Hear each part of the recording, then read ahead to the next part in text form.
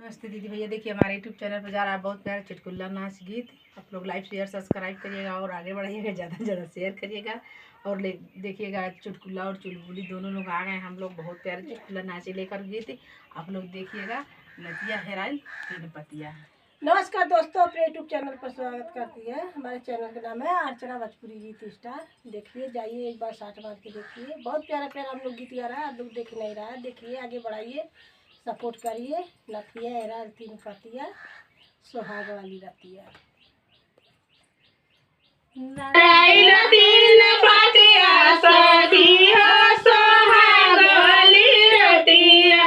नथिया तीन पतिया सखी हो सुहाग वाली रतिया।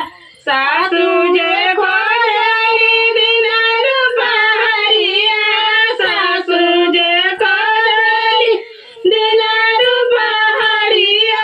पिया खोजला सारी रतिया सखी हो सुहाग वाली रतिया। सैया खोजला सारी रतिया सखी हो सुहाग वाली रतिया। नथिया हेराइल तीन पतिया सखी हो सुहाग वाली रतिया। नथिया हेराइल तीन पतिया सखी हो सुहाग वाली रतिया।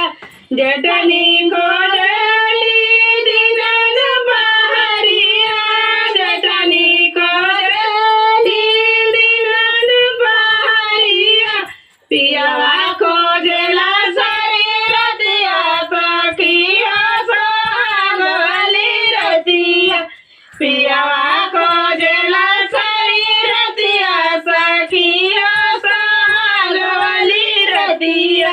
झूलनी हेराइल तीन पतिया सखी हो सुहाग वाली रतिया।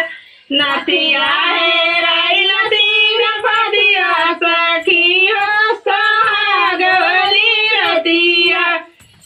देवरागनी खोजली दिन दुपहरिया, देवरानी खोजली दिन दुपहरिया। देवरू खोजला सारी रतिया सखी हो सुहाग वाली रतिया।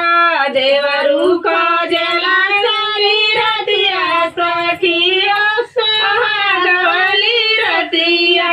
नथिया हेराइल तीन पतिया सखी हो सुहाग वाली रतिया।